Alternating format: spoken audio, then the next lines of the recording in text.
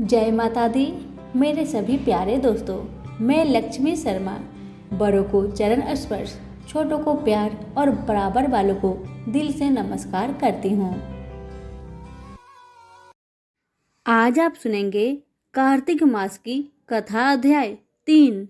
सत्यभामा बोली, आप सभी काल में व्यापक और सभी काल आपके आगे समान हैं। फिर यह कार्तिक मास ही सब मासों में श्रेष्ठ क्यों है? सब तिथियों में एकादशी और सब मासों में कार्तिक मास को ही आप अपना प्रिय क्यों बतलाते हैं? इसका कारण कहिए। भगवान श्री कृष्ण बोले, हे प्रिय, तुमने मुझसे बहुत अच्छी बात पूछी है। मैं तुमको इसका कारण बतलाता हूँ, ध्यान से सुनो।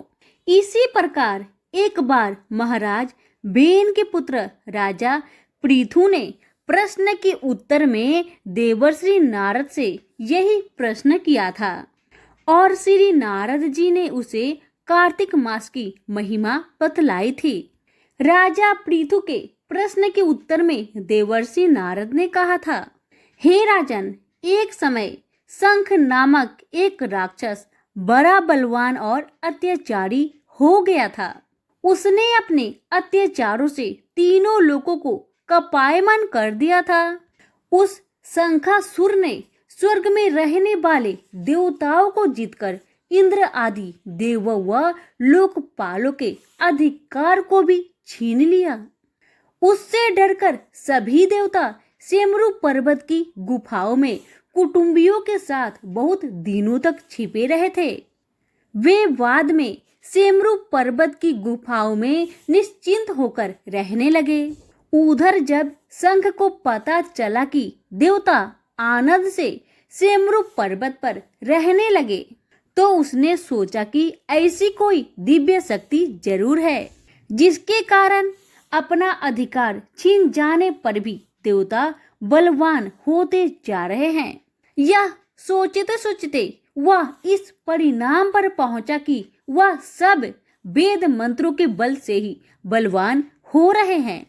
अगर इनसे वेद छीन लिए जाए तो ये अपने आप निर्बल हो जाएंगे। देवर्षि नारद बोले, ऐसा सोचकर शंखासुर भगवान विष्णु को सोते हुए देखकर सत्यलोक में वेद चुराने के लिए पहुंचा। उसको आता देखकर भगवान विष्णु ने उसकी नीयत जानकर उसके डर के कारण बीज मंत्रों के साथ समुद्र के जल में छिप गए। शंख भी वेद मंत्रों तथा बीज मंत्र को ढूंढता हुआ समुद्र में प्रविष्ट हो गया, लेकिन ना तो उसको वेद मंत्र मिला और ना बीज मंत्र ही। जब शंख समुद्र से निराश होकर वापस लौटा तो उस समय श्री ब्रह्मा जी पूजा की सामग्री लेकर सब देवताओं के साथ भगवान विष्णु की शरण में पहुंचे और भगवान को गहरी नींद से जगाने के लिए गाने बजाने लगे और धूप गंध आदि से बार बार उनका पूजन करने लगे। धूप दीप नैवेद्य आदि अर्पण करने पर भगवान की निद्रा भंग हुई और वह देवताओं सहित श्री ब्रह्मा जी को अपनी पूजा करते देखकर बहुत प्रसन्न हुए और उनसे इस प्रकार कहने लगे, आप लोगों के इस कीर्तन और मंगलाचरण से अति प्रसन्न हूँ। आप अपना अभिष्ट वर मांगे, मैं अवश्य प्रदान करूँगा।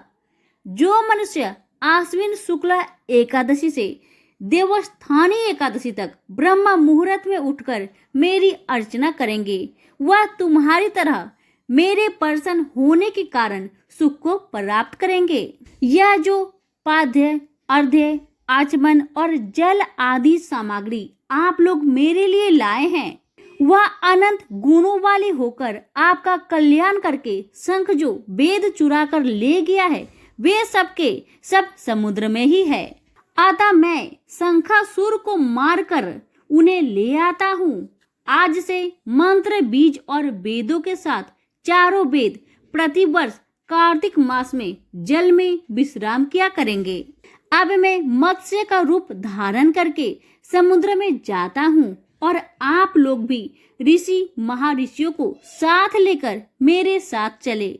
जो कार्तिक मास में पहर रात्रि पहले स्नान करते हैं वे निश्चय ही अक्षय फल को पाते हैं। वह अज्ञात में अमृत स्नान का फल प्राप्त करते हैं। हे देवेंद्र, जो कार्तिक मास में व्रत करते हैं उन्हें सब प्रकार से धन, पुत्र, पुत्री आदि देते रहना और उन्हें सब आपत्तियों से बचाते रहना। हे धनपति कुबेर, मेरी आज्ञा अनुसार तुम उनका धन धान्य बढ़ाते रहना, क्योंकि इस प्रकार का आचरण करने वाला प्राणी मेरा रूप धारण करके जीवन मुक्त हो जाता है। जन्म से लेकर मरण पर्यंत जिसने विधि पूर्वक या उत्तम व्रत कर लिया वह आप लोगों का पूजनीय है। आप लोगों ने मुझे कार्तिक शुक्ल एकादशी तिथि को जगाया है, इसलिए यह एकादशी मान्य है और मुझको बड़ी प्रिय है। हे देवताओं, यह दोनों व्रत नियम पूर्वक करने से प्राणी मेरे समीप पहुंचते हैं। इन व्रतों के करने से जो फल मिलता है वह अन्य व्रतों से नहीं मिलता। यहीं पर हमारी कार्तिक मास की कथा अध्याय 3 समाप्त हुआ। सभी प्रेम से बोले लक्ष्मी नारायण की जय हो। धन्यवाद।